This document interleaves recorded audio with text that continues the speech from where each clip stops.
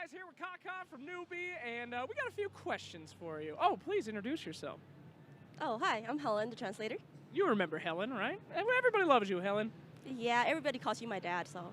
Oh, okay, that's creepy. Well, we'll go ahead into the interview now. Kaka, I got questions for you. Number one question is what the heck is going on, all right? You've been more on fire at this event than I think I've ever seen before. What has changed to awaken this phoenix inside of you, if I will? 他突然就发现你的状态好好，超级好，就发生了什么事情让你就是心里面的凤凰突然就燃烧起来了呢？我感觉就是很正常的打吧，就是这样，就是感觉我们阵容比较好打，是这样。I think I played normally. Our draft was quite easy to play. Come on, dude. That was unbelievable. The Naga Siren. Now, most people play Naga sleepy. You're like some kind of sashimi chef. You just go in with the Naga, cutting people up. Why so aggressive? 他说就是部分选手打纳迦的时候，就是会先睡嘛，就比较打得比较怂。你为什么会那么凶，就直接跑进去去切人了？因为他们阵容没什么控制吧，然后我们这个有反手，有 Warlock， 然后所以就可以比较肆无忌惮这样。It's because they don't have a lot of stuns, and we have a counter with the Warlock, so I'm not afraid. Not afraid at all. Fantastic. All right. Now, this is the most important question. People out there are becoming big Kaka fans. They're all about you. And we don't know what to do in the audience. People are trying to, like, wave their hands like birds or do something. We need something official. Please tell us what you want the fans to do out there when it's Kaka time. 你越来越多粉丝了，然后就是叫卡卡帮你加油的时候都不知道做什么好。他们尝试过很多，就是用这种手势比示一个凤凰的。你哪个比较好呢？Maybe. I don't know. Maybe. This? This? This one. He likes that one. All right, let's do it. Hold the microphone for us. We're going out. All right, Kaka, here we go. We're doing it together. All right. Ka! Ka! Thanks, everybody. Ka!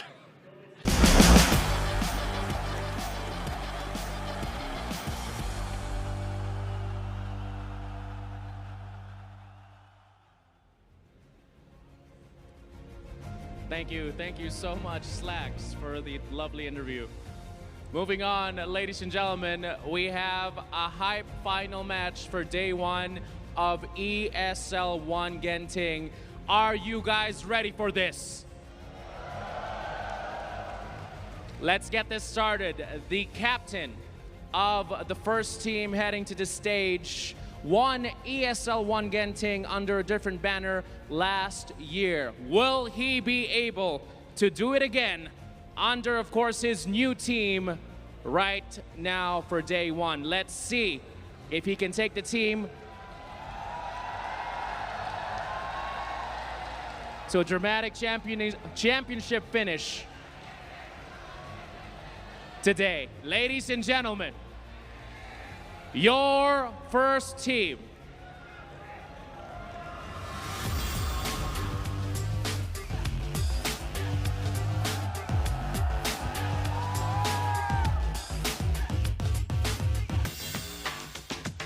Let's get it.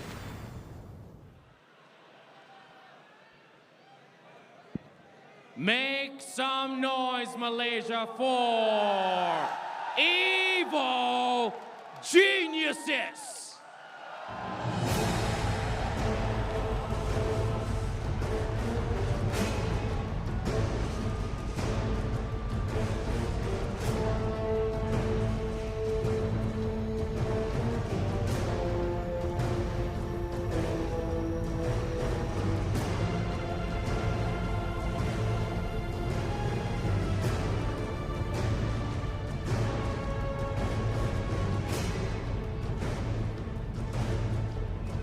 Give it up for EG!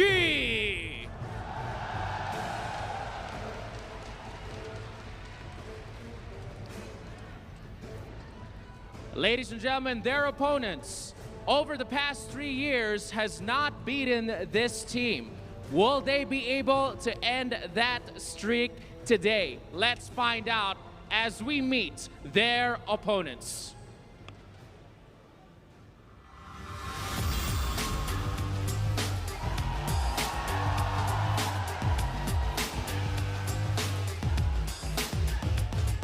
Ready, I'm up.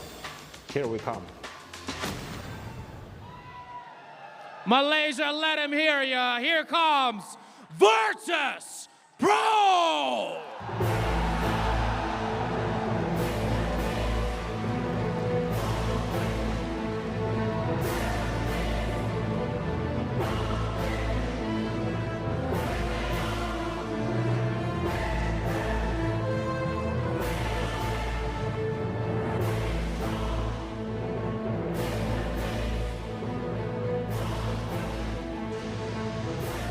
Ladies and gentlemen, EG versus VP, your final match for ESL One Genting Day 1.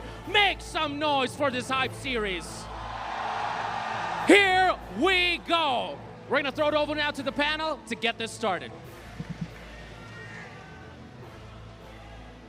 Thank you very much, Jerry. Yes, welcome back to the panel. We're going to break things down for game one between these two teams.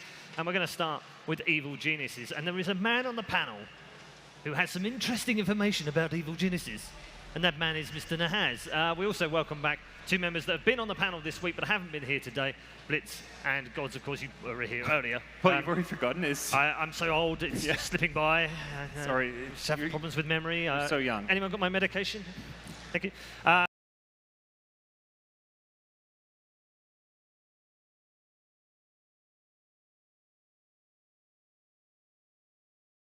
You know, it's all like new player thing and drafting, great. Virtus.pro, awesome, been playing amazing, one of the top 3 teams in the world. Virtus.pro have to beat EG because that's just how it happens, right? But that's not maybe how it's gone. Yeah, every so often a stat surprises you, and this one did me. It turns out that if you go all the way back to 2015, when Sumail joined the Evil Geniuses roster, EG and VP have played 11 best-of-3 or best-of-5 series. Hold on, before you say the stat, Will, how many of those have Virtus.pro won? 2. Gods. At least one. Well, I remember one they won. so at least one. So it turns out that VP have won one. They have. They won the first series at the very first LAN event that Sumail played, and EG have won the next 10. Yeah, how is that possible? It's In every the so form- often. In the form that Virtus.pro have been in the last Right. 12 months at least, if not 18 months, that almost seems remarkable. But right? I talked to a couple EG players before they faced each other at the Dream League 8 finals, and there was a little bit, hey, we don't lose to these guys on LAN. Yeah. Okay, we're going to take a look at some of the highlights of EG's tournament so far. Gods, what have you made of it? Because we had this watchword which we gave them, which was inconsistent. Is that fair? I think once they got rolling, they've been pretty good. I think they found a way to kind of draft around moving, I guess, Sumail into the offlane, having Fear on this more stabbed carry role, finding the right heroes for our TZ as well as Fear has been the biggest challenge. I think Sumail's shown his hero pool, he can be thrown on whatever, whether it's a more farming offlaner or more space creating one, he can do it all, but finding the right fit for the 2 other cores has definitely been hard. And Will, are we too hard on AG? Do they need a little bit of time? They've made a change. They've moved players around in the team. I mean, effectively, they've replaced 3 players in effect because of the way the lanes have changed. Do we not need to give them a little bit more time to gel? Maybe, but at the same time, like they're in the sweet spot where they're in their honeymoon phase. They've got Bulba as their coach, and everybody I know considers Bulba to be maybe the best coach in the world. You've got him in your back. You've got Misery coming back. One of the first, the second LAN that they get to play together is here, where he won last year under the DC banner. I think the situations just kind of align, and we should expect a lot out of them, especially coming into this matchup. Yeah, I mean, it's Evil Geniuses, right? So you expect a great result and them to play well every time. Yeah, I think they want to kind of re-establish that sort of aura that they have, where we're EG. When we come into a tournament, you should fear us at all times. That kind of luster has faded away lately, but I think this is where they reclaim it. Yeah, what was it like for you as a coach when you were coaching other teams and you got EG next? Was it like, oh God? Well, sometimes it was different every time, because sometimes you go into it and you're just like, well, EG didn't look too good, and we look pretty good. Maybe it's not that big of a deal, but then they end up just being monsters. Like, we'll scrim them beforehand, we'll say, oh, they're not very good, and they'll just come into an event, get top 4, regardless of what the bracket is, and I think that's very impressive, that kind of consistency that brand carries. Yeah, and let's be fair, Alan, they have bounced back from that early couple of losses that they had at the start of the tournament. If you go all the way back to the final of Galaxy Bank, they were 0-5 at one point in this tournament after their first 2 games, and they haven't lost a game since. So is the inconsistent tag unwarranted now? No, I think until EG, honestly, until they win a LAN, I think you're going to hear that label applied just because the expectations for this particular team and franchise are so high. Yeah, okay. Let's talk about Virtus.pro, a team that really have been fantastic for the last 12 to 18 months. I think the disappointment of TI, obviously, in the middle of that, but they have now won a major. They've got over that hump. That's in the bag. What do they need to do next to take them above Liquid and Secret? Let's be real honest here, okay? This is a historically good team. There are 2 teams ever that have a 70% or higher win rate in 200 or more games together, and they're this current Liquid squad and this current VP squad. This is a really good squad. To me, this season for them, it's all about TI. Yeah, I wouldn't imagine it's any different for the top 3 teams, Gods, is it? Yeah, it really isn't. I think with VP, unlike maybe some of those other top teams, particularly obviously Liquid, the big example, they've fallen short on the big stage. TI being the big one, but also at the Valve majors. Last year, they were consistently kind of going into some of these events touted as like maybe the best team in the tournament, and then, well, these guys up on the stage, EG, knocked them down a peg. So VP, it's kind of been very high expectations and slight disappointment time and time again in the big events. They do consistently win some of the smaller ones. They finally won a new Valve major, which aren't quite as big and prestigious as the old ones because there's a lot more. Whoa. Careful now, careful. You know, there's like 10 of them. Everyone can win. Everyone can win one. You won a Valve major, Paul. You got one. Oh, great! Thanks very much. You can have a Valve major as well. Awesome. Awesome, brilliant. I'll take the 3 mil. It's quite. In terms of the fact that they've stayed together now, I think that was probably one of the surprises. Many of you said, well, after this TI, it was a disappointing TI, and they'd stayed together a year, maybe there would be some changes, but there hasn't. So they've now been together for more than 18 months. That's a great sign for these guys. Yeah, that's always been characteristics of, I think, the CIS region. Much like maybe South America and SEA recently is just roster instability. You know, it's like go through some bad times, all kinds of swaps happening. Like when Na'Vi were having roster problems, like that was constant. Every few months they had new players in there until they found results. The difference with VP is they had results. They'd proven they could be the best. They just didn't quite deliver on the big stage. So I think they knew, and they had a lot of belief in each other, and they wanted to keep going forward. You look at every player in their role, and they're probably the best in the CIS region. Particularly looking at No One and Ramses on the mid lane carry. I don't think there's a player in CIS who comes close to those guys. Okay. Coach Will. What's up? If we were to put you in Virtus.pro right now, and Artstyle, he's had an accident, he can't make it quite there, so you've got to replace him. How would you coach them? I think you just let them kind of play their style, make sure that they don't get overwhelmed in the laning phase. You know what EG is very good at so far in this tournament. They've represented some of these drafts. The first 2 Tusk Lycan. If you have a way to deal with that, great. If you don't, just get it out of the way, ban it, because it's very clearly EG's comfort zone. And then play your own game. I feel like sometimes when they play against EG, they get caught up into things, they make these bad decisions. It's about staying calm. Remember the DreamHack game where they were up like 20K or something like that over EG, and I feel like if it was any other team on the other side, they clean that game up no problem, but they get a little bit too antsy, they sense the kill, they rush things against a squad like EG, historically a very good late game squad, regardless of who's been on the team. I think you have to be a lot more patient than that. Do they have any focus, Alan, here on the EG team? Do they have that in the back of their mind, that whole, Christ, we haven't beaten these guys for 2 years. How do we beat? Because they're a different team from EG and where they are right now in terms of level and in terms of results and in terms of drafting. Everything would point towards VP being the strong favorite here. Well, I think that, kind of building on what Blitz was saying, I think that they need to stay out of these unfavorable core matchups. The big game that I remember from, of course, Dream League Season 8 was the Gyrocopter against Lycan game, where RTZ was interviewed afterward and said, look, this was just, it was almost an unwinnable game for Ramses, regardless of how far ahead they were. I think that they need to pay a lot of attention to that open, as was also mentioned. And to me, a big key for the draft for EG is the crit heroes. This patch, now this does include games from before Misery joined, but I still think it's indicative. This patch, EG is 17-5 when crit plays Rubik, Tusk, or Earth Spirit. They're 13-13 when he plays any other hero. Good info then. I think you've just given them the bans.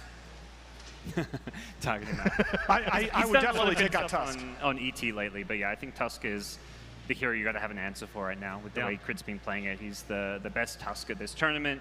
It's just been a go-to first 2 pick for them, and it helps them secure Fear's mid lane. I think I love Fear. He's been around for a long time, but you put him against no one, he's going to get crushed 1v1. That's not a fair matchup. Like, he can't go toe-to-toe with no one, but the mid lane is not a 1v1. That's just not the nature of it. And you put fear on this like stable mid, like the Vipers, the Lycans. They're not there to win the lane. They're there just to get farm and be like a high-impact kind of pushing core that's very stable, strong, tanky. And then you pair him with a support who camps his lane, then yeah, Fear can actually come out on top of a lane against a player like no one. So is that the answer then, Will? Did Virtus.pro focus Fear? No, I think it's more of a situation where, especially for EG, it seems like they play similar to Liquid in that they focus more on their side lanes. Like, those are the two real threats. And the mid lane, oftentimes, like, you get into this lull where you play against all these teams where they place so much importance on the mid lane. You can't do that with Fear. I don't know if you hone in on him so much. I think you try to shut down Sumail and Arteezy as much as possible, ruin Crit's game, and then the rest of the game will develop from there. Try to get Fear to beat you, and not the other way around. Right. Okay, interesting strategy. Let's just go back to EG right now. Misery's drafts so far, how have you rated them? I mean, I think it's two different teams, right? I think some of his drafts have looked very good. Some of his drafts have definitely looked like he's feeling out a new team. In particular, the last couple in this tournament, I've really liked that a big part of their solution has been putting Artur in these very strong aggro dual or aggro tri lanes. They put him on fairly farm-intensive cores, but sacrificed a little bit of his early game to then farm him up in the mid game, and I think that's been working. They played him on 3 or 4 different cores in that position, and it's been working really well for them. Yeah, and again, gents, do you agree, disagree? Do you feel like the drafts have been a bit off sometimes, but understandably so? Because I think we made the joke on day 2 that when they have a bad draft, they have a good game. When they have a good draft, they have a bad game. I've seen, yeah, definitely a wide range of EG drafts. I think a lot of it is they're approaching the draft very differently to what most teams would do, with just how you kind of try and have a rounded, stable draft, you know, a bit of team fight, bit of push, bit of everything. They seem to say, no, we're going to do things our own way, our EG way, and then we're looking at this on the panel often. Like, I've been seeing times where I look at EG's first three or four picks, I'm like, oh, that doesn't look good. That doesn't look like a normal draft. And it's not, because it works for EG, and the way EG play. And I think Misery's learning is that he can't just draft like he has for his previous teams. Okay, we're going to get some more thoughts from you very shortly, but we're going to take a very quick break. When we come back, though, we will have the draft for Game 1 of our second quarterfinal. Don't go anywhere. EG versus Virtus.pro's draft is coming next.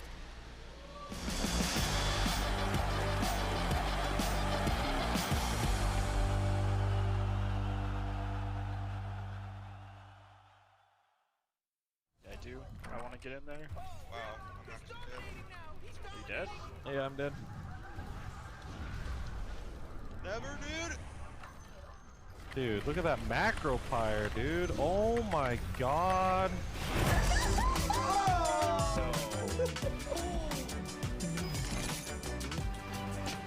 Game, record, and stream without compromise on Intel Core i7.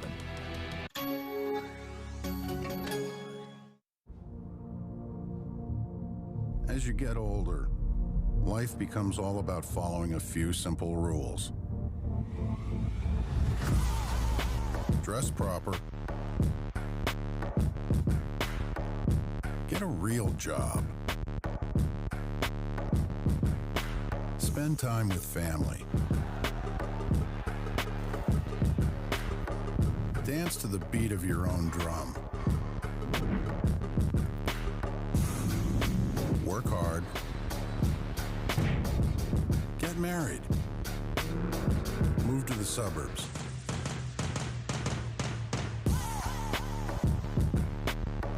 Start a family.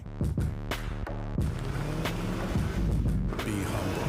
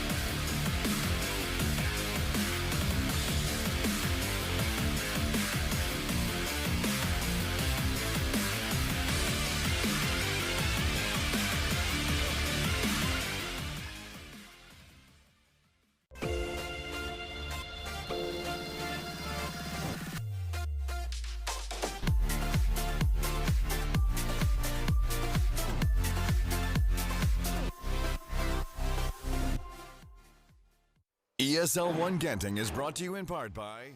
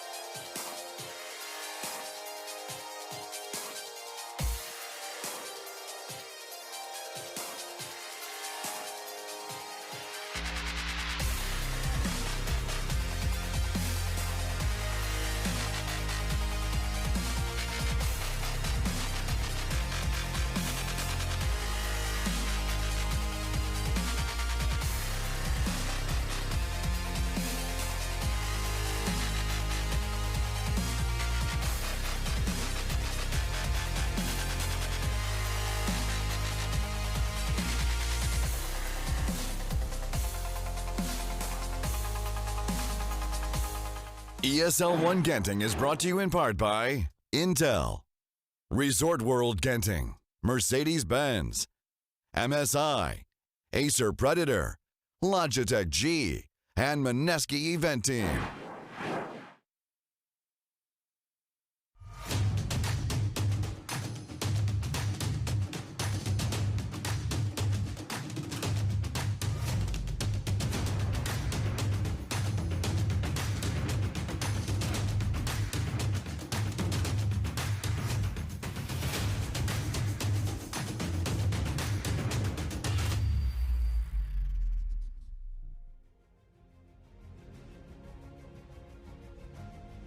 Welcome back to Malaysia for live coverage of ESL One Genting 2018. Game number 2, the second and final quarterfinal of the day is just around the corner. The draft is about to begin for game number 1 between Virtus.pro and Evil Geniuses. Welcome back to the analyst desk. We have our members on the panel once more for this first draft.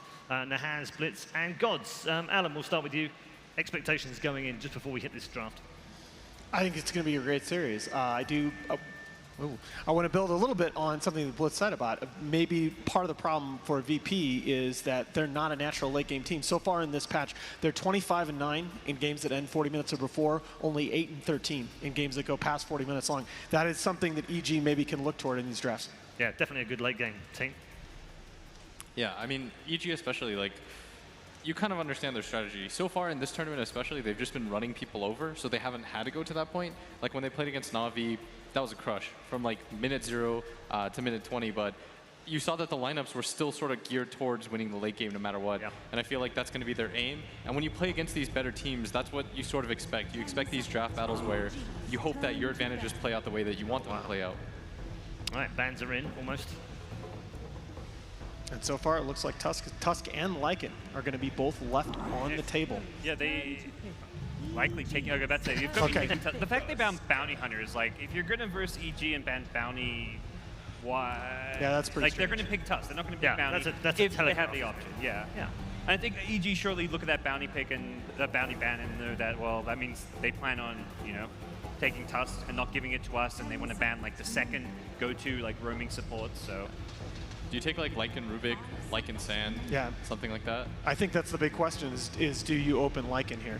If that's the easy open, it's what's worked for you for the last few games. I think Lycan with support that can go okay against the Tusk.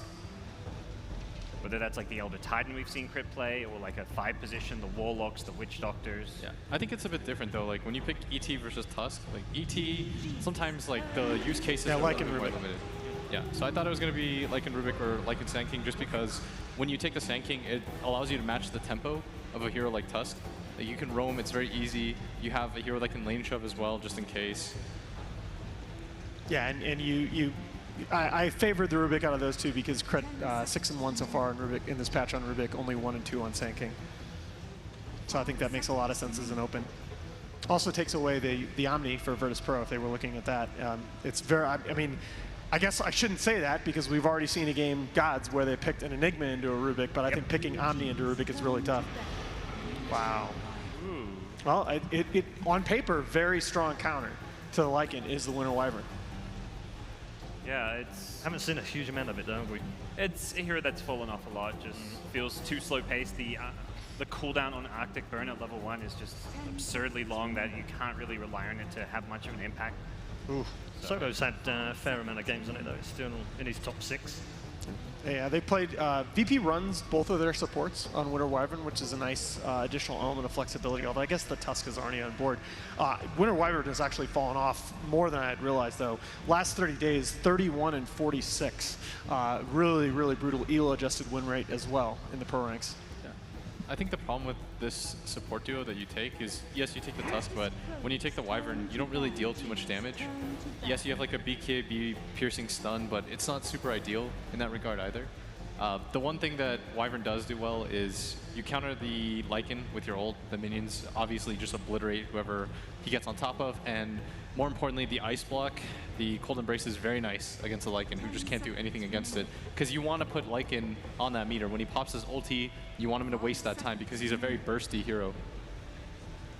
It does feel very reactionary though, and what we've seen from EG is, you know, they pick this Lycan, but they play around Arteezy more still, like as well as Sumail. We've often seen Fear just be playing second, third fiddle to these guys, so you're counter-picking a hero with a potential... Which isn't the primary core. Yeah, that's exactly. The primary core, and like it sets up, I think, Arteezy to really have like a high-impact game, especially with like the lack of lockdown between these supports. Something like a Storm, we saw him play earlier, was absolutely fantastic. It's great against these heroes, so there is potential for this to really lead VP into a bit of a trap. I think that's a really nice Omni-ban, by the way. I think that it's very likely that EG are going for it. They have Rubik, who's the straight-up counter, so they're not afraid if Virtus.pro take it themselves, and it enables a lot of their heroes. And at the same time, I think Virtus.pro, they banned the PL. That's an Arteezy hero that they've been using in conjunction with the Lycan. It's very mobile, it's hard to die in the dual off lane. At the same time, if Virtus.pro want to go in the direction of picking something like Bat Rider, which is very nice against the Lycan, you have an option of getting rid of the natural counter, where the PL is very good in the laning phase against the Bat. So if it goes to form here, looking through EG's last few drafts, this is where they'll generally take their second support. They've favored Warlock, one of the few teams too, although Faith just played a really great game on the hero. You see a lot of Dazzle going back, and even a Coddle pick that worked extremely well against Na'Vi.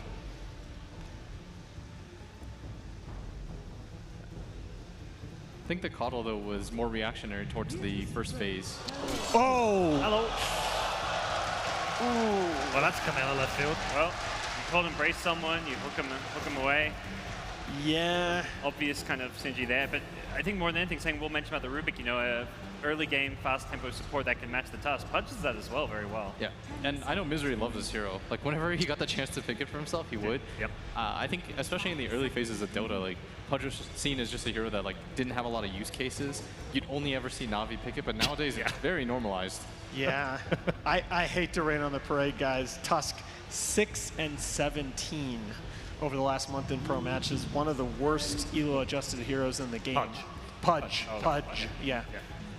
And Queen of, it's a weird draft. Queen of Pain probably overall the worst picked hero in this patch.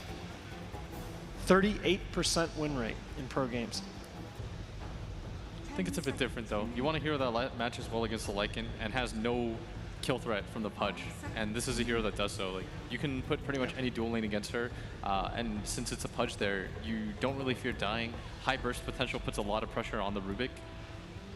You know what though, the more I think about it, I'm going to go back on this because I actually love the Pudge as a counter to the Winter Wyvern. You're guaranteed to hook the hero that gets, if they try to use Cold Embrace as a save, it's a guaranteed hook, and Pudge is a very natural Spirit Vessel builder. And that takes away so much of what Wyvern brings to a fight. See the Sumail Abaddon picked up. It's been pretty top pick for him in the off-lane role. He's been pretty effective on it as well, hasn't he? Yes. Tanky, hard to deal with, and I think this was like EG's last draft that we saw, and we're like, oh, what are they trying to do? They just had 3 cores that were so hard to kill. Looked a bit broken, didn't it? Yeah. No synergy, but actually, like you say, very tough to break down. EG don't care about picking teamfight. You don't need teamfight when you have these frontliners that can just run at the enemy and there's no response. You can have big AoE spells like Ravage, whatever it may be, but you're not going to kill an Abaddon during it. Lycan's going to get stunned and then keep running at you after it. So it's a very EG approach to kind of playing the game right now. I do think they need some more catch though. So there's some stuff that EG kind of showed is like they have these like 2 heroes in mind for Sumail as like the Omni or the Abba, and for EG it feels like they're kind of interchangeable. In that regard, you just want something that's very good in the lane, has some kind of heal or dispel, can buff up the other cores, and doesn't necessarily have to be like a true 3 position. It's something that can transition a little bit better because when EG is very successful, we talked about it, they want to go to the late game. These are 2 very good cores at scaling when it comes to like their level 25 talents. And now for EG, I still think they need something with at least some form of catch, because otherwise this Queen of Pain, I feel, just has a really uncontested game. Yeah. Well, I think that's where the Storm came to mind for me early, because you don't necessarily want to run the Lycan still mid lane against the Queen of Pain. No one probably partly wanted this because he's like, look, I can crush my mid lane. If Fear goes there, he's going to have a rough time, and that's where maybe they just do a Lycan safe lane, which is kind of more what we're used to seeing. Yeah. I think it depends on what offlaner Virtus.pro represents right now. Because I think you can also take your safe lane here because you know you see what the matchups are already. Sure. When it most likely comes to and you have the 2 consecutive picks, so it doesn't really matter which you pick first in the sense like you're worried about what's going to get banned out. Yeah, this is, I don't know, this is risky though, because I still think CK, Evil Geniuses could come back with Medusa as a 5th pick. I don't really like that matchup against the CK. Yeah. So you have 2 options right now for EG. Either you just tank up and do what they did against TNC, where they just pick 3 really tanky cores, and you don't care about the mobility of this one hero. Remember, TNC had Weaver. It was a free Weaver game. They had 0 stuns. They didn't care about that at all. They're like, hey, we're just going to push, see what happens. This summer they at least have a few more stuns with Rubik and Pudge. VP, we'll see what they target off here. CK, this is such like a classic VP thing. They're always a team that would love to win as many lanes as possible. They really prioritize the early game, which is, I mean, you talk about the stats, VP doesn't want to go late game. They will often win 2 out of 3 lanes, and that 3rd lane is maybe an even, a wash lane. So EG have to be careful about what they get, how they approach VP, because they can just get blown away in the early game. Yeah, I do think that's why I was kind of gravitating toward the Medusa. I really do think that EG does need some kind of scaling here. So they take. Oh, that's bad. So we talked about the bad. But into a bad. Yeah, but the reason why you ban the PL there and you see the Lycan, it's still a good hero overall because it shores up your lanes. And I think for EG, you take like SF or Storm here and just call it a day. Okay. I think one of your lanes is just going to get punished, and you kind of have to be okay with that. It's a reasonable Storm game, isn't it, Will? I think it's pretty good. Oh. I think the SF has better damage potential, but the Storm gives you some catch as well. That's not what I saw coming. It's kind of a similar idea to the Storm in a sense. Less catch, but you've got a way of dealing with the CK now, and just that very mobile, high burst damage magic hero that VP will have to find ways of dealing with. I mean, but VP feel like they feel like they have so many ways to pursue this Tinker into the tree line. Yeah, with the mobility of the Queen of Pain and the Bat Rider. I think it puts VP on a kind of timer though, because I don't know if you want to play against this late game lineup. When Abaddon hits level 25, when Tinker gets like 4 or 5 slotted, I think that EG probably just wins this game. And so VP, they understand that. They pick a catch hero, even if the Abaddon counters it. Like, they understand this type of game now. Okay, very quickly, in one word, where are you going? Oh man, I don't know. I'm gonna go with the stats and go EG. EG, okay. Virtus.pro. I'm also Virtus.pro. Okay, 2 for Virtus.pro, 1 for Evil Geniuses. That's the decision of the jury as far as we're concerned up here on the panel, but that's not really what matters, is it? Let's head you over to the commentary team for the first game between Evil Geniuses and Virtus.pro, and say a big welcome to Trent, Pax, and Cap. Thank you, Paul. EG versus VP. These two teams do have a storied history. Virtus.pro may not have the best record against Evil Geniuses lately, but they should still be the favorite for this matchup, right? They are, after all, one of the top 3 teams that we've been touting for this meta, one of the best teams of the year. They must be. Simply. Be. Has to be that way. But? Is there a but? I don't know. It's just, it's been so long. So long that they haven't managed to do it. I would say if there's ever been a time, it has to be this. If they don't manage to do it this time, I mean, this is just going to go down as like the biggest Break it streak down of for all me. time. When was the last time Virtus.pro beat Evil Geniuses in a series? It's been years. You know, we're working like years away, falling back until around 2015 or so. And they finally beat. I mean, that's a totally different roster we're even talking about there. So, I mean, if you're talking about current iterations, really, they've never even taken them down. Oof. Virtus.pro and EG certainly had a very lively lobby chat, we should say, pre-game. Firing a lot of shots back and forth. Teams definitely know each other very well. We're going to see that play out here in this best-of-3 series. Virtus.pro already settled up here. I don't know about you, but I'm definitely agreeing with the VP side. I feel like I like their drafts quite a bit more. Like the aggression of the Chaos Knight, the Queen of Pain.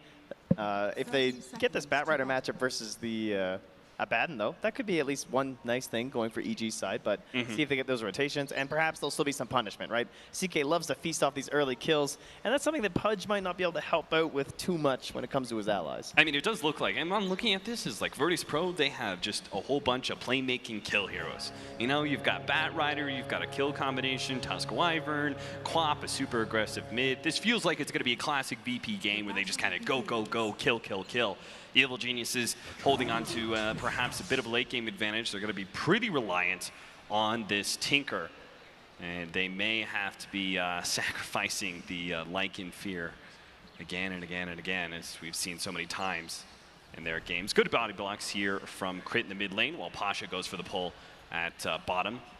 But it is a 1v1, so it's not going to make that big of a difference if you manage to get that critical offlane pull. Normally only matters a ton when you're in a 1v2 or 1v3 matchup.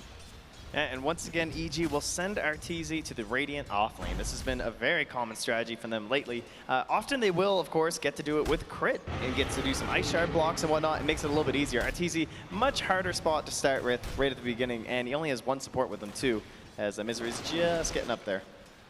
So an aggro tri-lane with the Tinker. And we were talking about, we thought like, okay, they're going to do an aggro tri-lane with the last hero here. They're going to run into this Lycan for sure. Then they picked Tinker, and we sort of abandoned those plans. But apparently EG kept it up. I'm not entirely sure how this is going to play out for them. I would say I was surprised the last time they did this. It works out like pretty well. You know, of course the Tinker's going to get less levels. There's no question about that. Yep. But he's got some great skills if you have the heroes to set up kills, right? You have a Rubik and a Pudge. If he hits a big hook, this guy's got the damage to finish off these heroes. And in these skirmishes, the miss percentage has to, like, they're just straight up being able to deny, like, a Chaos Knight from being able to do damage to people has got to be huge. So this tri-lane certainly can work for Evil Genius. It's going to be dependent on Arteezy not dying here. Already stunned up, gets off March of the Machines, pulled back by Ramsey. He's going to go for this kill. Lasered up, doesn't have the right clicks, and neither does Tusk. Arteezy's going to be able to get away, gets off the healing salve, and is out. Nobody dies here, but in mid, Fear managed to kill the Batrider. He died himself, sure, but he was the one who managed to pick up the first blood. Well, that means that at least we were talking about that matchup and finding that to be a little bit better for VP, so that's going to give Pasha a little bit of a better game despite going down there. Let's see if he can accelerate into some mid-game action with an earlier Blink Dagger. Snowball rolling. Just get as much damage onto Misery here as possible. They are bringing Arteezy over, and they're going to start slowing down Lil a little bit. Maybe VP have actually overextended themselves. Lil's definitely caught out, and he's going to end up dying here. Good hook from Misery. 2-1 to start.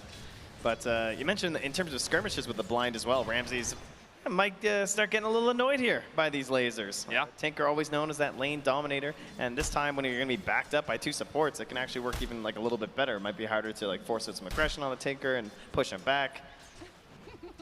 It's Tusk though, very scary. Level 2, but where has their success for Tusk always been? It's been that mid lane. You know, it's not as easy to play Tusk in these off lanes or safe lanes or anything. That ramp block really has been the key as to why the hero's been so successful early on. Bottom lane seems to be going very well for, well, they switched it up. I was going to say Sumail.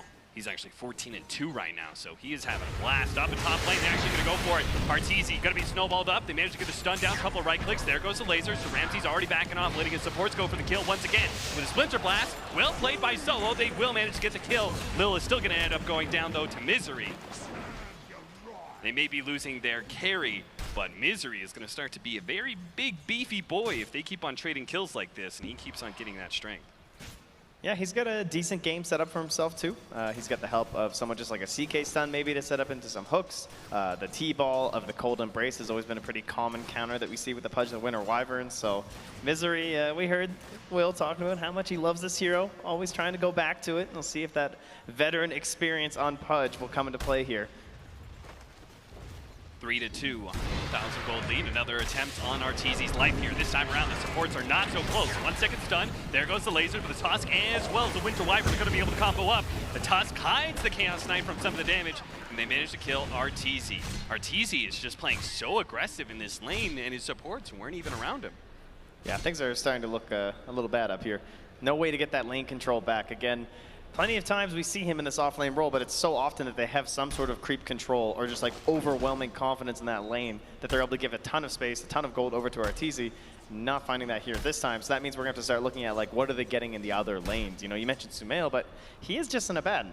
Yeah. I mean, how much can he really do? He's supposed to be an enabler to help out maybe like an early game push or something like that. He gets these drums going, and you could see that working with the Lycan, but it's not really going to help out Arteezy as much as maybe it's Ramsey's turn to fear death as Misery's just going to try and keep that rod on top of him, even if it costs him his life. The three-man snowball, Ramsey actually far enough away. He tries to go for the hook, but it's blocked out by Solo. Misery trying to stay alive, does manage to get the kill on the Tusk. Solo will walk away, and Ramsey limps out of the lane as well. So Evil Geniuses trade supports, but they maintain the lane dominance, which is important, forcing both of those heroes out of lane. But only for a short time, as they are going to use that shrine, be back in not too long. And then, of course, someone who can actually pair up with Sumail, it will be Fear. He has been the driving force over the past couple days for EG. Definitely the big change, it's looked like, in how their games have been going. He's been given a lot more aggressive heroes. He's running over games with Lycan rather than playing things a little bit maybe slower with the DP and the DK and being relegated to lower tiers of net worth. He has been destroying. So I was a little surprised to see the Lycan get through this time. See if he can do it once more. 2 oh, seconds we're top done again, though. Here, Arteezy trying to keep his distance a little bit. Misery, oh, attempted the hook, but good grab with a snowball. That is a beautiful save. Ramsey's just might make it out. It looks like EG are not able to give enough damage. A little bit of return fire on Lil as well, but this time it's VP who walk away in the one battle up here in the top lane. But will they win the war of the top lane? We'll have to see, as it seems like these two teams are just going to keep on going at it. Oh, jeez. Yeah. Ramsey's finally got a wand, too. That is one thing. They got these so early for EG. Like, Crits had the stick, Arteezy got the wand right away, and same thing with Misery, too. So it's been helping them a lot in these engagements. Sumail has a haste rune, so they actually have to be a little bit careful at top lane. They may see a rotation from the Abaddon, especially with his level 6. He could definitely dive some towers. Also, this ward helping out VP so much, just right under Misery. Yeah. Always seeing what he's up to. Gotta get that vision over the Pudge. Solo almost daring Misery to attempt to go for the hook here, and they are quite low here at this top lane. Just a little too short there. The level 1 meat hook. Oh, mid lane with the lasso here. They're gonna go for it. Fear managed to pop the transformation. They actually missed out on that extra bit of damage. They used the lasso, but this is definitely not a kill. No one does not have the burst damage to be able to take down that Lycan. Big problem with ganking the Lycan at all times is that you need that instant disable. Otherwise, he's gonna get off that transformation in his wolf form. There's nothing you can do to stop it once he starts it. Ramsey's pulled back here, attempting to get Misery. Oh, whipped hook there for Misery. Yeah, they needed that too because they've actually got Solo down in the bottom lane without a TP, so he's here trying to clear back the waves, and they don't have the extra assistance in the top right now. So a couple missed opportunities here, it looks like, for both teams. So they missed the lasso mid, and then the hooks up top. And Ramsey's just continues to, as you say, dare them, really. Standing so close to EG and killing these creeps. It really does seem like some sort of contest of manliness between they had that carries. deep ward though, and Ramses didn't realize. That is perfect. They're going to be able to get that pudge right behind Ramses. Only 1 second stun, so Misery can keep pace. Gets the hook this time. No escape for Ramses. Lil still going to try the fight though. He's got no one here. Big Bad Beautiful with a Sonic Wave. He's going to be able to hit 2 with that and still pursue for the kill onto Arteezy. Chris going to be able to make a successful TP out though, losing their carry in the Tinker. It's a big loss though for Evil Geniuses. And there's a moment where you're very happy no one didn't try something desperate with that Sonic Wave in the mid when it looked like they might have got the leg in with the lasso, but it kind of seemed like it wasn't going to happen. So saving it for that. Those rotations so important on heroes like Queen of Pain or Puck, where you can find some big double, triple kill or something like that rotating through. No one, or excuse me, Misery, hoping to be able to force no one into a blink that he could use the hook on, but a little bit too far away. Just only having that level 2 hook not going to be good enough. And considering how long Sumail's just been hanging out down bottom, not a lot of pressure on this tower. Solo's doing a great job pushing this away, even with just a single point into the Splinter Blast. And we have a smoke up here from Evil Geniuses and a wrap into the mid lane. They are determined to keep this Chaos Knight down for good reason too. They've already got the Helmet Dominator onto Fear. Now they are going to be able to pop the switch, but good attempt there by Ramses. But you're no Phantom Lancer. Can't pull those shenanigans with the illusions. Oh, what a hook. Do they have the ensnare? Looks like it was off cooldown. Yeah, still just sitting there. Not able to get it off. Sumail's done with Solo pushing. Oh, there's the ensnare now. Now they can actually get Misery with a hook. Trying to get in front. Managed to get the telekinesis. That's going to be enough damage. Pasha's here. Looking for the flame break. Knocks him up a little bit. Does have enough sticky napalm that he can actually run down Fear here. And his supports can't seem to stop it. Fear actually juking around a little bit, but it looks like there's just no escape here. In the meantime, looks like Misery did end up dying from Lil. It's actually getting a little bit ridiculous, honestly. Fear, every single game, he gets that helm, he gets the troll, or he gets the centaur, and he just goes and creates havoc. He gets so many kills. It seems like so many of these Lycans, when the hero's been popular, it's just so much more focused on the buildings. But it's just not his job in this team. It hasn't been for a while, but the more kills he gets, the more he's enabling Arteezy, giving him that space, trying to get into those boots of travel. Sumail still kind of remains that little bit of a question mark, I suppose, as he's just kind of mulling his way over to drums. Oh, Misery. Nice hook there on Ramses. Don't think they can capitalize on that one, though. It's hype for the crowd, though. You know, they like it. And soon we're going to have the Dismember for the Pudge, so he really can make kills off of those kind of hook shots. Yeah, it's Crit who's gotten 6 first here. Dire's middle tower is under Set up here at the bottom lane. They're really going to go for Sumail. It looks like it's Fear who might get the jump top, though, that Invis rune. It is Wolves. A pack of invisibility here. Sumail still holding on to his ultimate there. It's important to note, right now the Queen of Pain is trying to force him to pop it. It looks like the Tusk's going to go for the kill now, and there goes Sumail. Popping that ult should be fine. Over the top lane, though, Pasha attempting the blink hit. Almost into the telekinesis first. Into the hook shot. They're going to be able to get the lasso onto him, pull him back out of that lasso, but Misery will still die. Fear is going to be able to chase down these supports. Oh, nice use of the cold embrace there. He's going to be able to keep Soul alive. Bat Rider may not be so lucky, neither is Ramses. Tinker takes him down with the pure damage and still looking for those extra kills. Ice Shards helps to be able to protect Pasha. He gets the blink away. Lil is probably still going to die. Gets a snowball to get a little bit of distance here. Another Ice Shards up in 2 seconds time. Can he close out this gap? Can he keep himself alive here? Snare? Oh, good try. But they could still reach over that igloo and grab the Tusk. Man, Vision has just been so unbelievably important in this top lane. Again, there was another ward there that spotted where the Bat Rider was coming from, so he was able to precast the lift there and make sure there wasn't Arteezy that was least focused. Giving EG a chance to actually bounce back in that engagement, and now they will get that pressure on the tower they expect from the early game Lycan. And there's really not much of a trade happening across the map here. Misery's down bottom to grab the wave shoved in by no one. No, is it just me, Trent? I thought it was going to be VP kind of taking the pace of this game, but it seems like EG are the first ones to smoke up, go for one of these coordinated ganks into an objective. Yeah, I would say Fear is looking more like the tempo controlling force than you would say no one is, I guess. You know, he hasn't been that successful. He's had that big TP rotation. Perhaps we were expecting a little bit more out of him when you look at the overall composition of the VP lineup. So I would say if there is any sort of a burden left on this squad, it probably falls on his shoulders.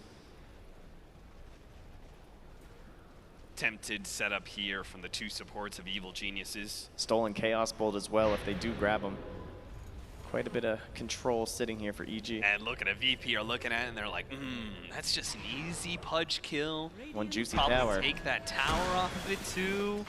Let's go ahead and push this wave. Well, now the Tinker's showing himself, and that push becomes a whole lot harder. Good attempt at the hook there, but misses. And again, now another Pasha. ward sees this. Oh, he's going to be able to blink in. Misses out on crit. If he's caught by the telekinesis, he's certainly dead. There goes the telekinesis. There goes the 3-second stun into Dismember. Setting up no one for a big hit, though, and the snowball comes in. Misery ends up going down. Sumail popping the ultimate, but no real damage going on to him. He's going to be at half HP when this is done. He needs protection. That's why he needs Arteezy. Needs the help of crit as well, but he's going to be lasted up. Pull back, Pasha. Managed to get the kill. No, he hit by a March of the Machines. A little goblin takes his life. Ramsey's at the top lane goes down. Arteezy trying to go for the rearm. Tinker out, but it's not going to happen. No one with the triple kill at bottom lane. Trent, just as you call it. No one needs to pick up this game for VP. He does so in the bottom lane. Beautiful. Burden is lifted. Team is welcome. Excellent work by no one. And again, they're fighting into this vision. You know, spotting Pasha coming in there just so important with that ward placed down by EG. Oh, grab him. There's a big kill if he has enough damage, but it's just not enough. Pudge Dota. So close. Crit almost there in time. Oh, they're coming right back down here. There's no rest for the wicked. You're saying. Yeah, they put that sentry down. They're like, yeah. Good call by Solo. Don't get hooked. And another smoke bot by Evil Geniuses. Fear's been quiet for a little bit here. Yeah, he's like, all right, guys, I've moved around enough. I need my farming time. Evil Geniuses always seem to be able to split that very well with this new iteration. With Misery, I don't feel like it's too lopsided one way or another. Maybe one word would be say they give like a lot of space to Sumail as we're seeing in this Abaddon game. He's just kind of been free farming this whole entire time. And kind of the, well, you could say more typical build these days. Drums right into the Radiance. Sure VP won't be too shocked by that one. And does that fit our general pace of the game? Yeah, you could say so. Heading late, they're going to have the Tinker, but also on the side of VP heading late, they have the CK. I don't think it's very one-sided one way or the other. It's pretty much going to come down to, I would say, the Wyvern has the biggest chance to make those impacts, and by virtue of that, that also gets passed over to Crit, because he's going to be working with the Steel as well. So those big team fight ultimates, essentially what we look for, other than the battle of attrition between Tinker and the lane shove. Yeah, I like this. It's like Chaos Knight doesn't, like, Chaos Knight, Quap, they don't want to really go on the Abaddon here. And if he has Radiance, he actually starts becoming a threat. Misery missing another hook here. Ice Shards attempted to block out, but they can't really challenge him anyway, as he's got too many allies behind him, currently taking that mid tower. Maybe it's Arteezy's going to be caught. Solo just straight up freezes him. But now the turnaround is available for Crit. He can actually, puts it on the Chaos Knight to stop that attempt on Arteezy's life. Pasha's still going to go for it here as well as the Snowball. They are all in on Arteezy right now. The hate is real, but they get the kill. What a beautiful Sonic Wave. Sumail looking to be able to keep Misery alive, but just can't do it. He's run out of power, and now he's run out of ultimates as well, but Fear's got his back. Nice shard block there from Lil. Blocks that pathway out, is able to get the TP away. They're still looking to be able to catch more. Crit with a haste rune is hoping to be able to catch to no one, but he gives up on that chase. Yeah, very nice prioritization there from BP. No march laid down by the Tinker meant that even after he'd gone down, there's no residual damage coming through or anything that maybe could help turn the fight for EG. And there was no Abaddon. You know, they saw him mid. He was just kind of pushing the wave, both him and the Lycan, and that's what gave the go call over to the side of VP. Just hop on in there, and perhaps Sumail also rethinking things, saying, you know, we could play a bit faster. Oh, there we go. He's had his share of misses, but certainly some critical hits. On the Misery, Pudge gets another one. This time Pasha is the one to feel his wrath. But Sumail, yeah, also considering perhaps the Yules instead. Be a bit more active. Initiation actually steals the pullback as well. Ramsey's going to go ahead and pop his ultimate, tries to deal with Crit, but immediately the Fighting Shield takes off that stun. He's got another pullback. Has to be able to pop the one here to stay alive, but no. Magic damage coming out from Sumail's build. He goes the maxed out Mistcoil, and it is proven to be time and time again very effective in these team fights there. Them get the kill in the Chaos Knight. It's so counterintuitive too, because every time I see him play it with this Lycan, I'm just like, oh please, like where is this curse? Like you could do Roche so quickly, you could destroy these buildings. Look at this Lycan and all his summons. But it is the engagements, that's where it turns it around instead. Oh, Solo, you're not sneaking into the pit so easily. He still managed to get off the Winter's Curse, okay. Steal that. Fumbled that one. Solo does manage to interrupt the Roshan attempt here, and it could still be EG losing out not just on the Rubik's Light, but the fight as well. Pasha's attempting to find some heroes, but can't actually get a blink off with all of these minions on top of him. What a snag from Misery. There's going to be a snowball delaying his death. He goes over to the Necronomicon. Lil tries to go for an Ice Shard, blocking it. Sumail is going to force him to use his ultimate here. But again, it's still VP stalling up that Roshan attempt. They're not going to be netted that early objective. Still playing around the area too. Yeah, they could definitely still take a team fight. Even if they don't have Winner's Curse, with a Sonic Wave, it could easily be enough to win the fight. They know Fear's certainly not too anxious to get back in there. Definitely want the ultimate. There's no real threat on the side of VP to take the Aegis very quickly. So EG are happy. They don't plant a wolf inside just in case they try some shenanigans. But they'll go back to it later on. And at that point, Solo will have the ulti again, though. Yeah. It's kind of cool when you have a Tinker lineup like this, right? Where you're able to constantly put a presence around the Roshan pit, and as a result, so does Virtus.pro. They won't give up that free Aegis this early into the game. That'd be massive. But at the same time, it's giving a lot of room for Arteezy to finally recover. And this is probably one of the latest recoveries we're going to see in a Tinker. They definitely let Arteezy be a bit of a sacrificial lamb for quite some time. Now they're going to try and smoke up into the pit and try round 2. Roshan with the wolves inside did not regen out very much, so it was already down to half HP. And as a result, VP may be a little bit too late to this engagement. Fear holding the ulti too for the eventual chase down. If Misery can find a good hook. Oh, what a blink. Almost grabbed him mid. And that would have been a secondary kill there. Easily secured after Roche. The boys in blue stream out of that Roshan pit into the mid lane.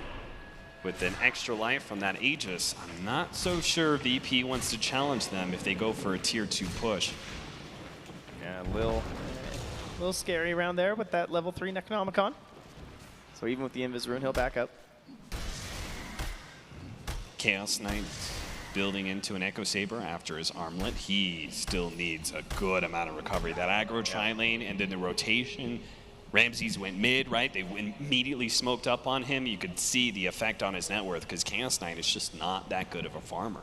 And when the rotations did come out from Nampasha as well, he wasn't heading up towards where the CK was at all. You know, he's kind of putting that pressure in the mid lane instead, so he didn't try and win that lane any harder, maybe create an earlier recovery for Ramses. And CK, not exactly the best hero at this, but eventually he'll get there, and he's also one of those heroes that the net worth to damage ratio goes pretty well in his favor. You know, you don't need a whole lot to do a ton of damage. Playing the long con out here. Solo's Winter Wyvern has flown into the trees, and he's waiting for his next round of that Arctic Burn. He can position himself for really good Winter's Curse if EG group up. They're not. They're staying spread out. They're letting Sumail by himself pretty much take that tower alongside the Lycan Wolves. And they're just going to keep on going. After all, they're going to have the Tinker. Oh, Solo spots him. Gets a little damage on him. Can't really do much about it, though. His team would not be able to back him up there. VP still making rotations back. Hook shot, long shot from Misery. And it's going to be a miss. Yeah, this is pretty terrifying, though. It's always hard to defend high ground up against Pudge, because any small mistake, even just one could say a fluke, and your defense can kind of fall into shambles here. So they're playing way back on the side of VP, and that makes it a lot easier to get a tier 3. Indeed, they've unlocked shrines and only 21 minutes in. This is looking great for Evil Geniuses. Trent, at this point in the game, how do you look at VP's chances against EG? What do they need to kind of do to get back in this game and challenge EG again? And they just keep on kind of conceding objectives? Surely we've reached a wall at this point. They can't give up anymore. No, it has to be some sort of big smoke gank, some big play like that. But they're so difficult to try and like work out. Like, how are we going to do this? You know, these lanes are shoving in. All this information is being fed into the side of EG. Every time they see a creep hit a tower, they say, oh, okay, why is no one there? What's going on right now? Let me just check all my wards here. Okay, yeah, they're probably smoked, guys. Well, let's back it up a little bit. CK much faster at accelerating with kills than neutrals and lane creeps. But that is the goal that they're going to have to go for. They still have the top net worth in this game with Queen of Pain, BKB, and an Orchid. An Orchid is going to struggle to see a whole lot of play, though, against an Abaddon. Can just Aphotic shield it off if it's put on any of his allies. Speaking of him, he's almost got his Radiance. That's a massive upgrade for the whole EG crew, is that's not just a lot of damage, that not just means that VP have to think about dealing with him. Nice, but the Orchid's gonna be able to stop it. No one's gonna be able to get this kill, maybe not. There goes the Aphotic Shield, takes off the silence, and num num num num num num num num num num. What a turnaround for Misery. They're still smoked up though. Solo, his smoke pops. What you doing here, bud? Oh, another one for Misery. Solo, not making it out. True to his name, all by himself. VP have now just drug Ramsey to the fight. He actually pops Phantasm. They've gone for a grab on a crit. Ramsey's trying to get the kill on him. It does manage to take it, but there's just too much damage coming out from Arteezy. He's eventually going to go down. Tries to go for the armless toggle. A TP out. Do it again. Ramsey, do it again. What a play. Pasha still going to be run down here by Fear. Slowed down. Got the purge on him from the Necronomicon Ranger, so it's not going to make his way out. Chaos Knight survived. The Winter Wyvern is almost back up, as well as the Queen of Pain. But his damage, it's going to come hard and fast on these buildings, and I'm not sure they can stop it. The Ranger Axe is already dead. EG may have a chance to be able to get the full lane of Rax. What a stomp! The Centaur stomp! Pasha jumps in and almost dies immediately. He slowed down still, couldn't get the curse off in time. He still dies, pulled back. It is going to be a death on Sumail. And Fear, he doesn't have his ultimate for 20 seconds. They need to have a stun, 4-second stun, and a winner's curse too. Sure, overkill, but the big man Fear, it's worth all the abilities you can toss at him. That guy's a legend. They had to bring him down. Okay. Even up the score, 21-21. And that was only a melee Rax. Essentially, you're being paid 2,000 gold for it. That's not too bad in the current state that they're in. Quite a bit of it went to the CK, about 790, 884 to the Queen of Pain. There's definitely some good heroes get the gold on, but it's Solo who's struggling towards a first big item. The Blink Dagger could be one of those ways that could actually turn this game around, but the person who's running this game right now, to me, it kind of feels like Misery, honestly. It's that chaos factor of the Pudge. He moves things out of where they're supposed to be in a game of Dota, which is why he's so damn annoying. And then he creates these big chain plays where like one person dies and he's this crazy reach, he pulls in another person, and you get put in these terrible situations of like, I guess we're fighting here? Do we have a choice? We kind of have to. And then that's basically how Ramsey's, without some amazing armlet toggling, would have went down on the top lane.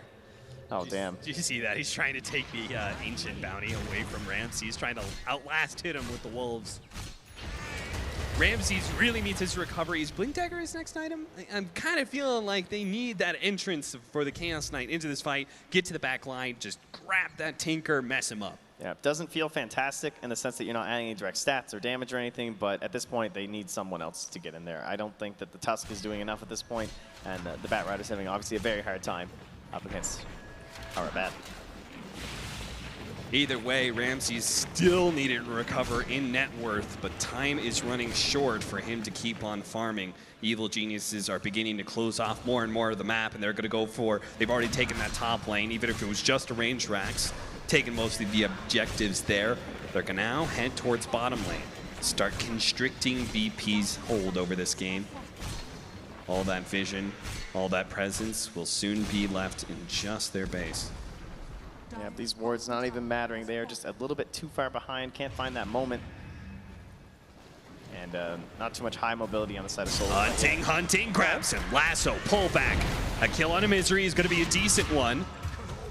EG, do they have a rebuttal here? Oh, they may actually lose crit as well. Oh no, it wasn't quite enough damage. Telekinesis, he's still gonna be dying here, but a minute, no one to commit, and now he's in serious trouble. Solo right next to him, so the Lycan doesn't actually make a commitment. Good block out from the Eye Shards as well. Leaves Pasha a little high and dry though. He's left in the river, and he's gonna get gobbled up. Oh, very using nice. the Winter's Curse, actually gets a Force Staff over the cliff as well. Looking to save Pasha's life, and it looks like he just did that. Yeah, Fear, I mean, he's been playing this quite a bit. He's faced his fair share of Winter Wyverns. He just will not commit with his hero. And you get his curse forced out of nothing but minions. Yeah. Does not feel very good. Certainly not. But at least EG were not able to keep on pushing. Yeah, and we have to give credit. Of course, that does mean VP has gotten back a little bit more of this net worth lead. It's only a 4K advantage here for the side of EG, which, you know, considering all the map presence they've had, the fact that they have a Tinker, I would say that's fairly impressive. All right, I think we've got the items down, Trent. We're ready. Blink Dagger on Chaos Knight. Yep. We got Blink Dagger on Winter Wyvern as well. So we got some nice Blink in disables, strong initiation against EG. Paint me a picture. How does VP win this next fight against Evil Geniuses that they so desperately need to win? Well, it's looking like we're going to have to hope for a good Orchid play, I would say, on Sumail. We've seen the problem if you don't Orchid him. But as long as we get the Orchid on Sumail, we can get a lasso on somebody else. And now it's not going to get a Photic shielded. So, assuming that they can't find any sort of a counterplay from Misery or Crit, that might be a chance to actually bring down Arteezy quickly in these engagements. But Sumail, he already knows that is the plan. He's working towards that Lotus Orb as fast as he can. So it sounds like to me, this is going to be some really fast-paced, well-coordinated, instantaneous initiation from VP. They've got to get in at multiple points, multiple heroes, all disabling the right kind of players. That sounds hard. That does sound hard, but VP, I mean, they're one of the best teams in the world. There's for a great place reason. to have those kind of fights, too. Yeah, we were talking about it on the panel, right? We always end up here. They're like, you know, the team fight is newbie the best team at team fight, and I immediately thought of VP, you know? VP, so good at being able to play around each other, but what can you do when you get hooked like that? What an initiation. Now the bouncing laser hits no one as well. They look for their next victim. No one forced to pop the BKB, turns around with a Sonic Wave, a good amount of damage. Not really that threatening, especially with Sumail still having his ultimate. He forces out of him before he blinks himself away. Still, a pick off of the Bat Rider is enough that Evil Geniuses can go straight for the Roshan with little threat from VP. Oh, you want to fight here so bad, though. But VP, this is the place. You have the curse, surely. They got to try, right? It's too fast, though. They know. There's a Lycan in the pit. They're going to go for the no smoke, way. but it's late. Roshan's already dead. And there's the Tinker with the Aghanim Scepter. It's been such a problem with these blinds. Oh, almost snagged him right in the booty there. Arteezy jumps in real aggressively. He wants VP to challenge. He wants them to try and turn around and go for this kill, especially since he has the Aegis. VP very wisely continue to back off, though, knowing that if they turn and they lose that fight, which they very likely would, it would be potentially the end of the game with this push. Oh, what a Winner's Curse. Straight onto Crit. Not stealing Winner's Curse anytime soon. Now Ramsey's managed to make the jump in. They combo up, manage to finish off the Lycan. Sumail's already popped his ultimate, and they're on top of Arteezy. Keep the damage on him. Don't let him blink. Ramsey's grabs him, still dies, but Arteezy's low enough. They manage to finish off that Aegis. Now Misery in serious trouble, gets a Force Staff over the cliff. But what about round two? Arteezy's back with his fresh life. No one challenges him. BKB blinks onto him, already bringing down a half HP. Arteezy's got to blink away. A little bit farther with the Marching Machines. They need to finish him. Arteezy, he's doing so much damage. Does finally go down, but they're cleaning up so many heroes. Pasha barely gets away on a sliver of HP. Sumail, he's looking for it. He wants it badly. Couldn't get in range, though, of the Radiance to stop that blink away. A 4-for-4 exchange, but also included an Aegis in that entire thing. That's got to be a pretty good fight for VP.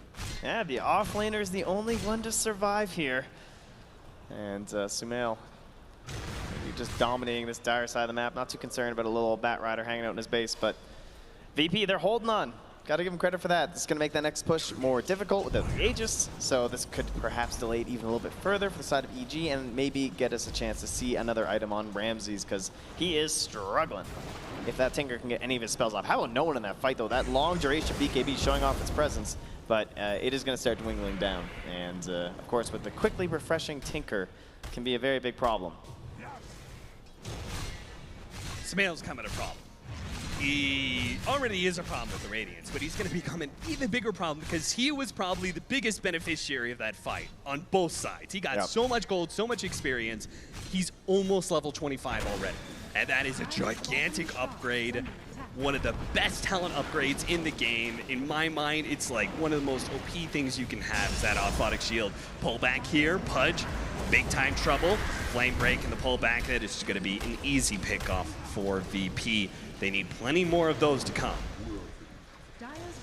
Yeah, the last time Sumail went this build, I believe he went the Octarine Core next as well. So once you get that 25, and you not only have that insane damage absorption, but then you, of course, reduce that cooldown. So just like the whole fight, he's just spamming shields every 4.5 seconds. Very irritating to play against. 6K gold lead for Evil Geniuses right now. No one doesn't see any of these heroes right now. A little bit scary. Pops the Lincolns just for a little bit of fun. They don't really have an opening initiation without a Blink Dagger on the Rubik. Fresh BKB for Fear's Lycan. That is going to be hard to beat. They got to get a really good Winner's Curse to beat him, or they got to get the superior initiation. Because this Lycan is another big baddie. Yep. I think EG, they might start to look towards one of those solutions where you have like the double wave push if you can, and then you just put Fear on one lane and you send the rest of the team somewhere else, because the team fight is overwhelmingly looking pretty good for VP lately. You know, despite the fact that they're down so much, they have these heroes with these giant ultimates, and they kind of all want to play in this big blob. But if they can actually spread it out a little bit with the Tinker and the Lycan, could open up some opportunities for the side of EG. That melee racks up there, man. It's so tempting. No towers nearby. Fear just needs a moment. Oh, I see a line there. Sumail wants to smoke over that way. Try and do the old smoke into the enemy base when you've taken a lane. That tier 3 gone, you could just sneak right in. Not going to do it, though. They're going to play around RTZs, march the machine, constantly pushing in bottom lane, take this final tier 2. Virtus.pro, not going to let it go so easily, though. Scouting out with the Icicle, the Ice Shard, Frozen Sigil. You know what I mean. I liked Icicle. Thought that was pretty good. Thank you. Yeah, we'll go with that. Pasha looking for the back line. He's going to go for Fear. Managed to grab him before the BKB goes off, and they managed to get the Winter's Curse. Is it a good one, though? It looks kind of bad because they're trying to go on Fear. They flame break him out of the Winter's Curse, but it's a little bit too late. He's popped the BKB only in half HP, and now can turn and fight the Queen of Pain. He's going to try and go for this one. Crit. He's trying to grab somebody. He brings him solo with it. Oh, there's a jump in from Arteezy. He sees all these juicy heroes. He sees Ramsey slow. Goes for the kill. The Rocket's not quite enough. They need a little bit more, but it looks like he's going to be able to make it away, and they've overextended themselves now. Crit goes in, Viz Misery looks for the hook shot. No one looking at Juke at the same time. Sidesteps the hook smoothly. Evil Geniuses, though, still win the fight and are still going to take this lane of racks, if not much more, with no buybacks on Virtus.pro heroes. Felt like that fight was a long time coming, and EG just kind of got that coordination that they needed. And in that fight, it's VP who bungle their team fight and their initiation, and as a result, will end up losing to Evil Geniuses in this first game. Trent, EG looked real good out there. Is the curse going to continue for VP? That Lycan, I don't know. That's the curse thing. You know, this guy, he shapes when the moon comes out. I can't stand to see this thing anymore on the side of EG. I'm done with it. Like, they're too so strong. good. They just take so much control early on in the game. It's like they're not even playing any other styles right now. They are just playing Fear Lycan, get a bunch of kills. We'll just do something with the other heroes, and we're just going to win the game off of that early advantage. Evil Geniuses versus VP. EG up 1 game in this best of 3. Trent? Lycan ban, surely, right? Next I don't know. You think so? Obviously, you know, they're not dumb. It turns out these guys actually know stuff about Dota. They do understand it's highly likely he was going to take that Lycan. And they tried it. And I said tried to counter. Same thing about as much as they could. And it didn't work. But then Navi didn't ban it again. So surely this time. VP learns from his mistakes? Okay. Surely. All right, well, we're going to go to the panel, see what they think about the Lycan and the rest of this game, number 1. Yes, indeed. Thank you very much, Cap and Trent. We'll come back, of course, to our commentary team for game number 2. The longer that game went on, the more you felt EG would take it. At least that was the feeling amongst the panel. And they were pretty much right. Well, some of them were right. Some of us didn't think it would Some go of long. them were right, Alan. I will admit, I was a little shaken. I thought that VP draft was very strong and very well suited to their playstyle, but I think at the end of the day, this sort of new strat that EG is running, where they're putting Artur in these aggressive dual or tri lanes, sacrificing a little bit of his early game, getting favorable 1v1 matchups in the other 2 lanes, it's really working for them. Yeah, the boys at the caster desk mentioned the Lycan wheel. What do they do now? Does Virtus.pro just straight up ban it now, get rid of it? I think you get it out of the way. Honestly, okay, in the best of 3, you allow it to be taken once to see if your idea about the game is correct. And if it's not, I feel like right now it would be very silly for like 6 games in a row EG to continue to win with it. It's clearly a hero that Fear is way too comfortable with.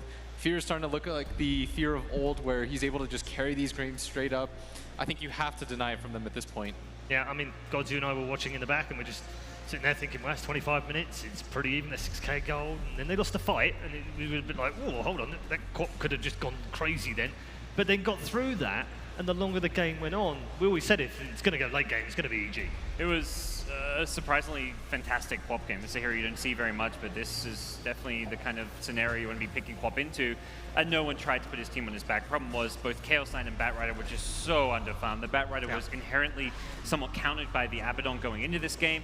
Same with the Winter's Curse. It felt like it was going to be hard to use. And then they needed this Chaos Knight to have a good game, to get really farmed, to be able to at least offer some strong late game presence and also just dominate the early mid game. But he was like 5, 6K net worth when EG scores were at like 10K net worth. It was a disastrous game for Ramsey. That's the flip side of it being a free QoP game. It was a very hard game for your other big farming core. I mean, I think CK was still not yet at 10K net worth when QoP was above 15. It was the farm distribution got so out of whack. And at the end of the day, it's just very hard in this meta because of a lot of the changes for one core to solo carry. Yeah, absolutely. Performances, Will, what stood out for you? I think that it definitely was a misery pudge at times because the early game hooks weren't amazing. I kind of knew you were going to bring that up as well. You can laugh at it because he won, right? Yeah. But at the end of the day, I feel like the Sphere Lycan has just been way too deadly. The amount of pressure and space that he puts, and probably the biggest thing is like, Lycan is a carry killer. Like, there's not a lot of heroes that match up very well one-on-one where you can just straight up kill the carry. We saw that at the engagement up at top where he just solo kills Ramses, no problem at all. I feel like they picked this CK in reaction to what they knew EG would do. I'm fairly certain they knew that EG was going to go for the aggressive duel, and they're like, well, we have CK. He's a fantastic tri-laner. High HP, has a stun, has that gap closer. We'll kill them all the time. But that did not happen. Why? I feel as though EG was just prepared for it as well, and the other two matchups went way too decently in favor of EG. And at the same time, like, this Lycan hero, it's like puzzling to me because he has a great game, like a good early game, okay, he just rolls the game. He has a bad early game. I think one time I saw him like down 40 to 20 CS or something like that. I think he was against a DP. Doesn't seem to matter. So I'm kind of puzzled as to how you're supposed to stop this hero because it feels like the laning phase doesn't matter at all. Is it a dual counter approach to getting in now? I mean, I think you just... Unless you ban him. Unless you just straight up ban him. I think you just take him out. Yeah. That should be That's the counter. VP, probably. At this point, EG haven't lost with the hero, so... No. And it's a very comfortable hero for them, as we saw throughout this game. I didn't realize, I just saw the numbers for the game just coming in. I didn't realize how good the Sumail event was in this game. 620 GPM, 833 gold, XP per minute, which is a patch record on the hero. It's funny, I mean, they're giving him favorable laning matchups in the off lane like he used to get mid before mid became dual and tri-lane every time. And you ask, can he have the same kind of impact on off lane heroes that he was before on mid? Maybe so. Yeah. So the funny early days too for him to be having that kind of record-setting stuff. That's a good news for them. I mean, the funny thing is like, this guy, all he wanted the entire time was this 1v1. Yeah. And now that he's like rotating away from mid, he's finally getting it. And I feel like that's the biggest gap that they've closed, because in the past it was just like, no matter what hero Sumail is, he's going mid, that's final. And now their willingness to be flexible is allowing him to finally get these 1v1 matchups, because yes, Arteezy goes in this dual aggro every game, but sometimes it's Sphere mid, and they'll try lane him in. Sometimes it's Sumail, and it gives you this different look every time, and it allows Sumail to finally play his game where he's like, I'll match up my skill against yours, let's play the dice. From Virtus.pro's point of view, Gods, what do they talk about now in the 10 minutes between the games? I think drafting tweaks and also how to deal with that EG aggro lane we keep seeing. What's the plan to either get better 1v1 matchups in the other lanes or to win that aggro lane that EG keeps threatening them with? So we'll see what that is. I think the Tusk ban is good. The Rubik ban is actually one of those heroes that's one of the best aggro tri-lane supports there is, because he's got an initiating spell that also pulls you out of position. Because in these 3v3 lanes, positioning is everything when you're a core or a support. So Rubik is actually like the perfect hero to kind of put in that aggro lane. Yeah, it'd be very interesting when we return back. Thank you very much, gents. We're headed to a quick break right now. When we come back, we will have that draft for game number 2. If you're just joining us, you missed a cracking game from Evil Geniuses. They lead the quarterfinal by a game to 0. We'll see you soon. For Fear, managed to grab him before the BKB goes off, and they managed to get the Winter's Curse. Is a good one, though. It looks... He's popped the BKB only in half.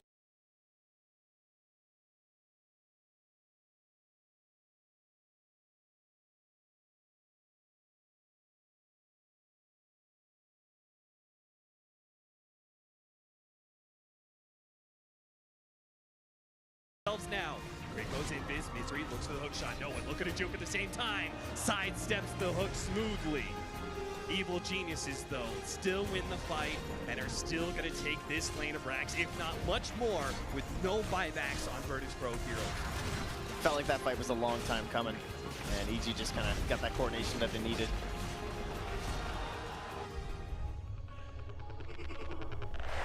Predator takes you to the edge.